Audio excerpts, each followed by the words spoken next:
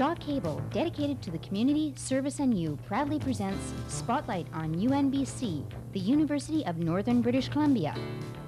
Brought to you in part by Northland Chrysler Jeep and Northwood Pulp and Timber Limited.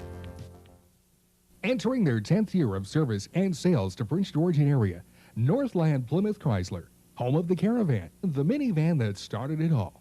Celebrating a decade of industry-leading excellence and innovation, Northland Plymouth Chrysler is proud to sponsor Spotlight on UNBC. Keep informed as UNBC enters its first full year of operation. Located at 3rd and Vancouver, Northland Plymouth Chrysler invites you to visit their showroom.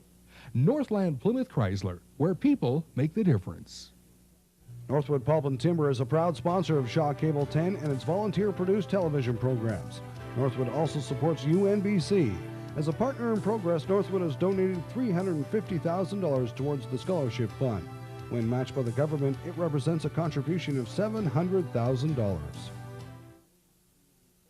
Hi, and welcome to the May 1994 edition of Spotlight on UNBC. We're coming to you from a different location for the first part of the show. Here in Vancouver, a number of prospective students are getting ready to join their colleagues in the north to be part of the beginnings of the newest university in Canada. Coming up later in the show, an update on developments of the regional academic plans, a continuation of the faculty profile series, and we'll hear details of the May 14th Convocation ceremony. But coming up next, perspectives from Vancouver, here on Spotlight on UNBC.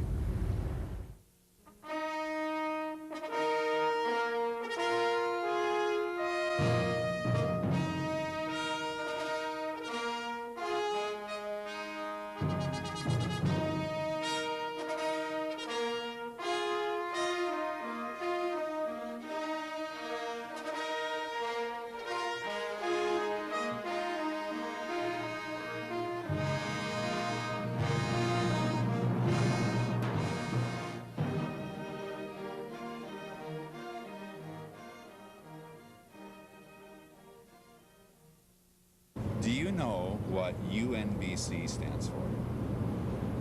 UNBC? Yeah. No, honestly, I don't. Have you ever heard of the University of Northern British Columbia? Yes, I have, actually. You have? What have you heard about it? Actually, a friend, when I was living up in the Yukon, went to the university. She didn't tell me much about it, but she went there. It's a university that they're building. I don't think it's open yet. Probably open in the summer or something like that. Maybe sometime later this year. How big they are, I'm not too sure. I have a copy of their calendar, actually. You're from Smithers. Yes. What do you think about the University of Northern BC? I think it's great. I found that it's difficult for a lot of people from Northern British Columbia to come all the way down here for university. So I think if there's one closer to home, and increases the opportunity for people to go to university, which is important. Now, being from Smithers, would you consider going to UNBC? I would have looked into it if it had been around when I had started when I was graduating, but I didn't have a choice then. So. Have you ever heard of UNBC? No, I have not heard of it. Have you ever heard of the University of Northern British Columbia? Now I have, yeah. Compared to people at home in northern BC, people here in the south aren't as familiar with UNBC, but nevertheless, about half of the applications received to date have come from applicants here in the Lower Mainland. Giving current and prospective applicants more information about UNBC was the reason behind 2 information sessions held here in mid-April. Sessions were held in Coquitlam and in Richmond, and each attracted about 250 people. Speakers included reps from housing, financial aid, admissions, some deans and faculty, and even UNBC Vice President Academic Ken Coates. Now, even though UNBC is new on the BC university scene, it has a number of elements attractive to many students, regardless of where they're from. Small class sizes, personal contact, innovative programming, these are all very positive aspects for the students who are exploring all of their post-secondary options. Now, those prospective students who are looking north are liking what they see. Universities down here, you have to understand, have been around for a long time, and they're very heavily based on tradition, and everything's already been set up. Whereas with UNBC, everything's brand new, everything's fresh, and you can leave your own ideas and you can contribute to everyone, and it's one big group effort, and that really appeals to me.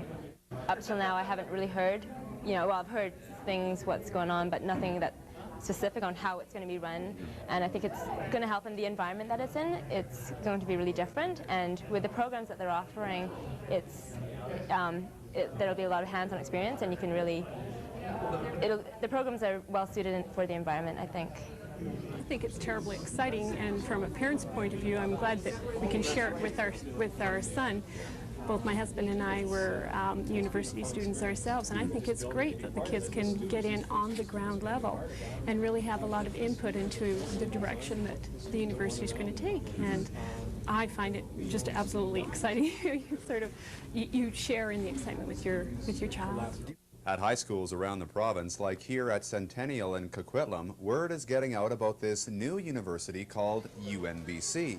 The competition is fierce at universities in the province, and students and councillors alike welcome the addition of UNBC. Certainly all the information that I've heard and all the information I'm giving to the kids is that it's a viable choice. So if you want to go to UNBC, there's no problem. The arrival of UNBC brings to fore the number of public universities in this province. Now, even though UNBC will be by far the smallest of the BC universities, it will no doubt have the largest single impact of any university this year.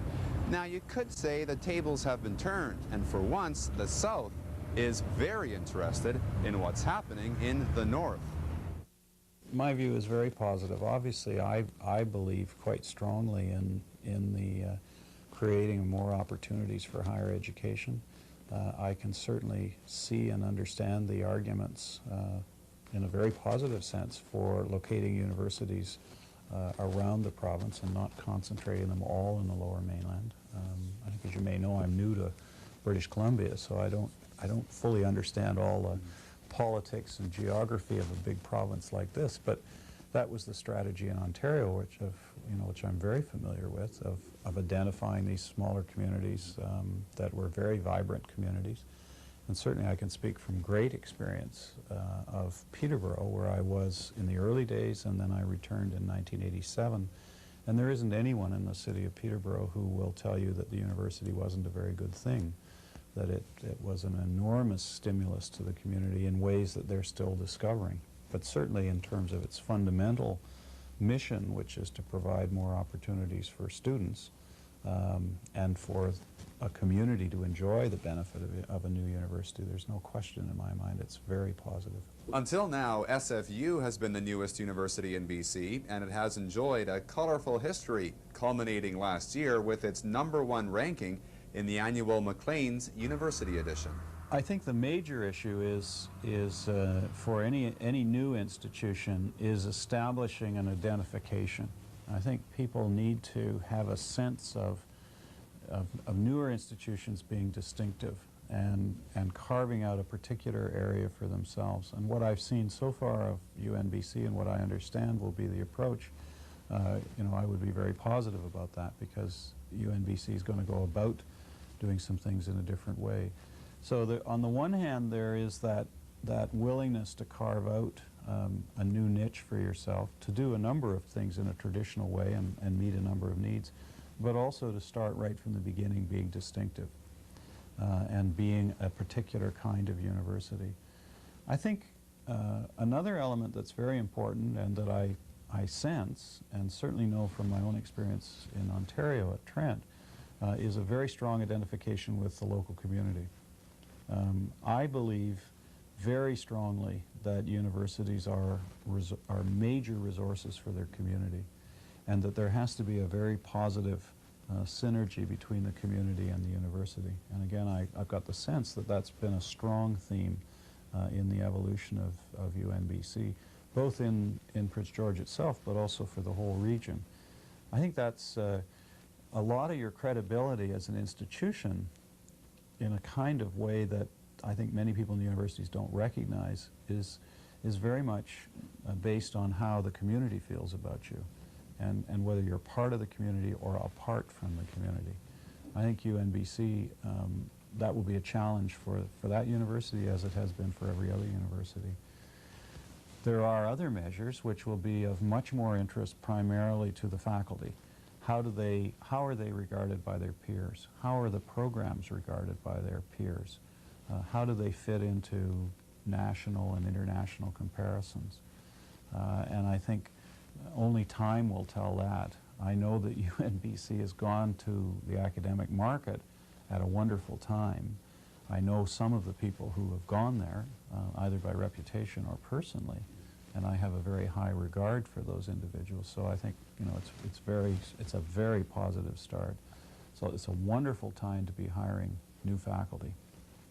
It's a tough time to be looking for a job as a faculty person and as a staff person, so that there are wonderful opportunities there.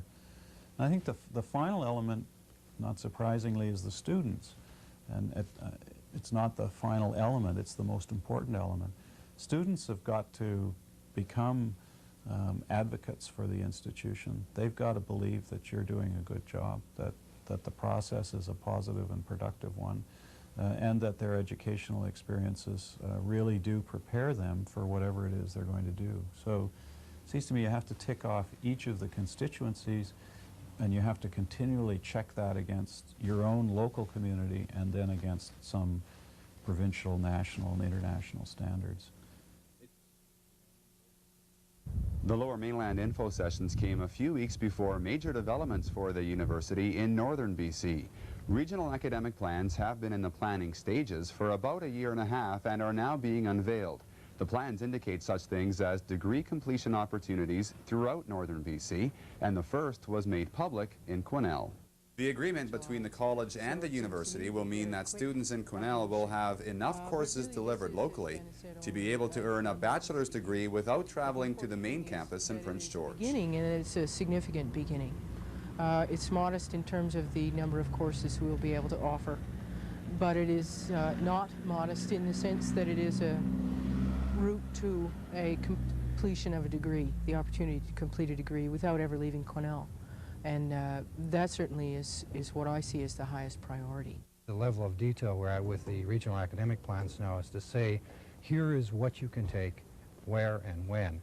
And I think it does then demonstrate the real presence of the university throughout northern British Columbia. Although Quesnel has the first regional academic plan, similar arrangements will soon be unveiled for both the Peace River and Northwest regions. It's easy to dream. Anything's possible when you dream. We're starting to wake up now.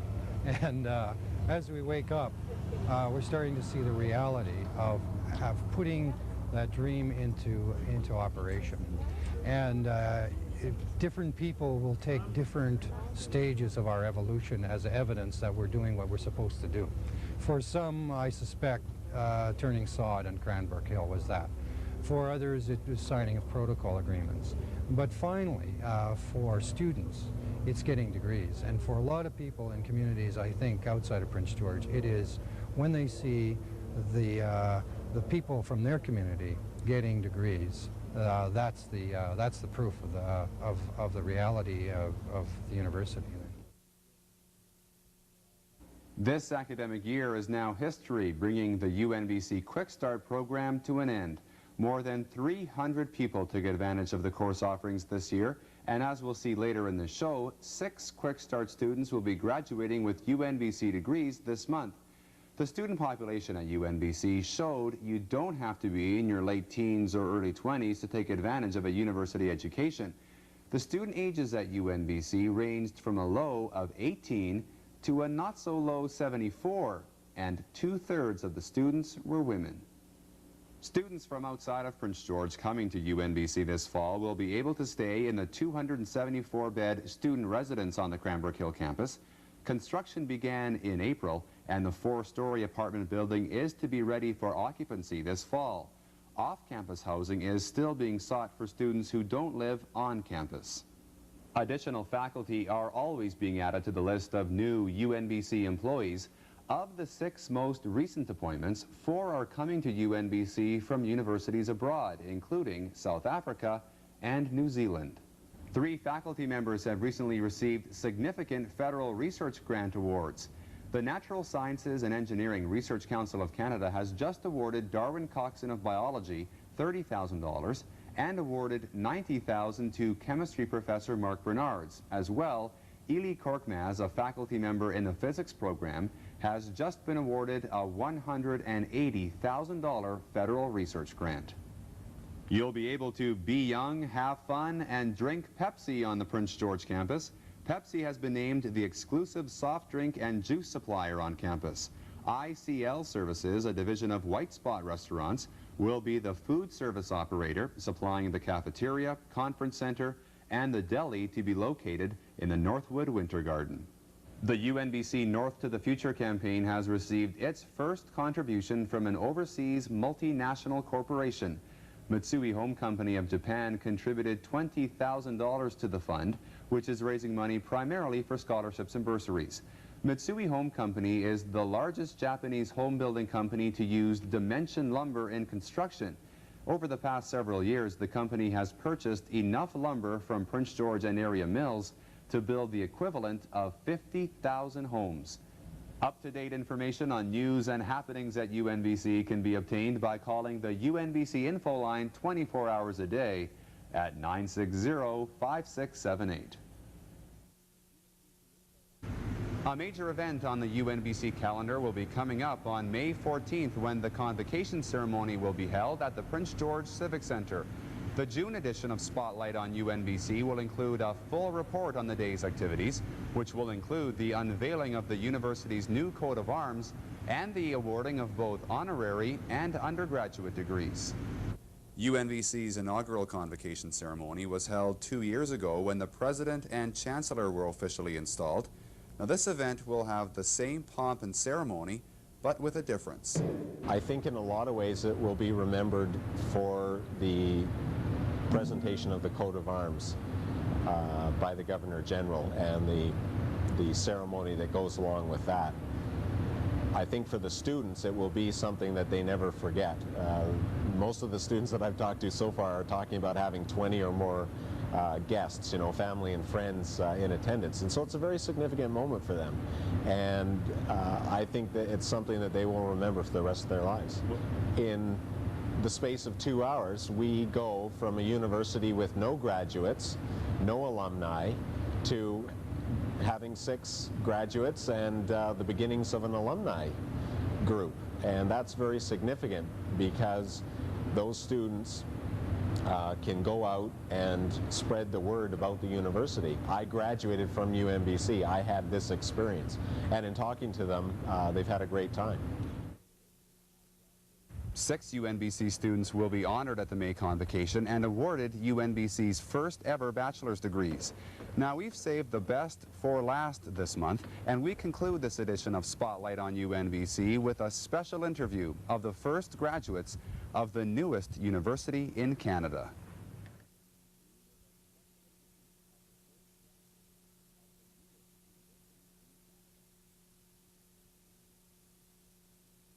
My experience with UNBC has been positive, it's been personal, and it's been really rewarding. I found that by having the contact I've had with my professors at a small campus, the French-Canadian Club specifically, has given me a chance to engage in conversations that have allowed me to get more information from my course than I would have otherwise been able to. It's definitely been a positive last 2 years. I've learned a lot, and as my family and friends know, I try to apply what I learned. I don't know if that's positive for them, but it's interesting for me. And I've met a lot of really good friends and people. I think the people in the Quick Start program had a lot of benefits that people don't get anyplace else. Because as I said, the small classes and the professors bent over backwards to help people. So there's always somebody there to help you if you had trouble. Generally, it's been, I would say, a good time, fun, some hard work, definitely. Different experience, probably a growing experience, I guess, if you want to look at it that way. Learning to be maybe a better person or something, too. Learning to study a lot better, being more serious with school, and meeting different people has been very enjoyable. I have 2 kids, and so I don't really have time to hang around and have coffee and discuss, you know, the world. I have another sort of busy life, so for me it was really convenient, and it was the best way to go. I just go up, do my classes, and it's been great. This society puts too much emphasis really on the surroundings and not enough on the experience. It's too much on the dressing and not enough on the substance. So this early experience here, this quick start program in these surroundings, just proves that it's, as I said, it's the people that count and the depth of the knowledge. So that's the buildings on the hill. They're the frosting on the cake. But not the cake. They're not the cake.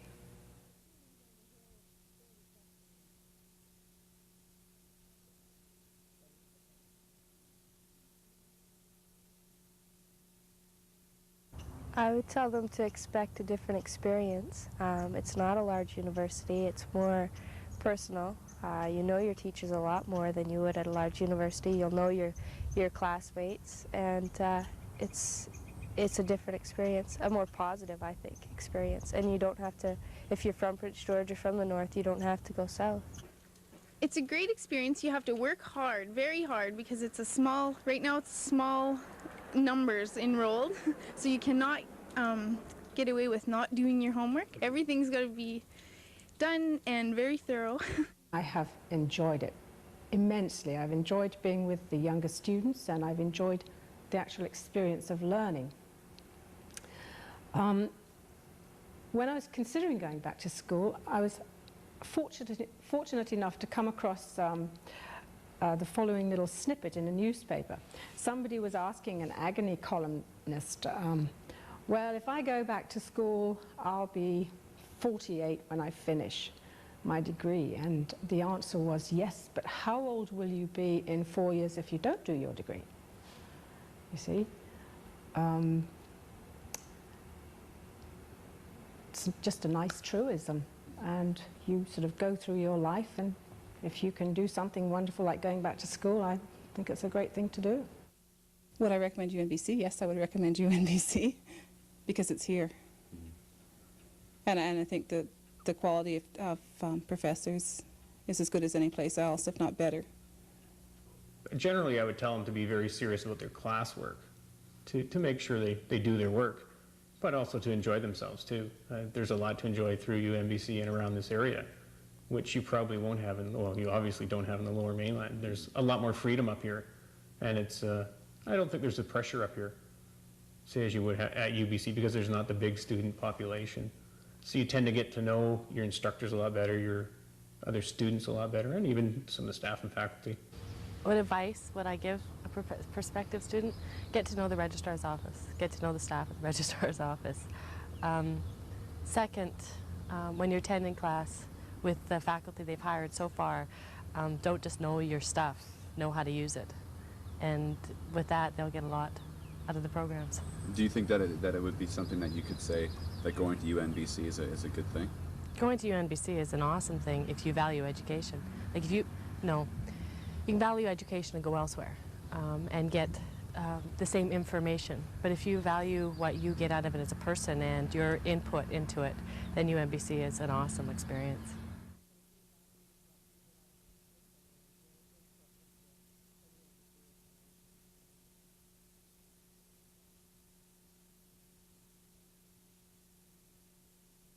Oh yeah, actually I am now. Now that it's almost over, I can start thinking about that kind of stuff. Yeah, it is kind of exciting to be one of the first 6, I think it is, to be graduating from the new university. So yeah, it's exciting. You have to understand that having the piece of paper means nothing.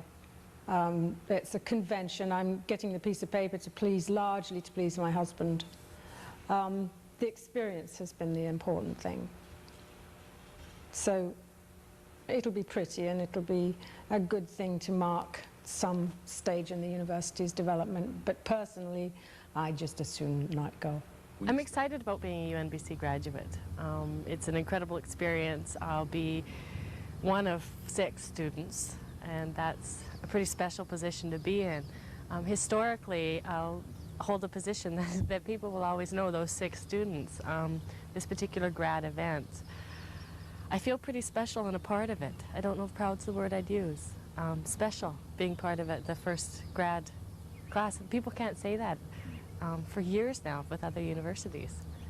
And I've had on-hands experience of the reality of setting up programs. And it's not all smooth. I'll definitely have a sense of accomplishment. I mean, it's been a long four years to get my degree. I'll definitely be almost relieved, but yeah, I'll be proud.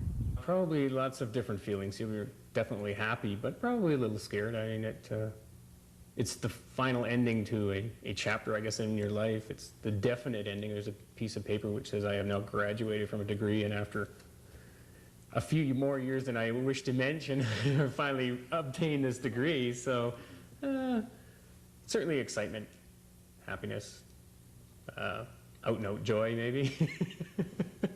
Well, I went to UBC and I went to Simon Fraser when I was younger, and there was no way I could be the first at UBC.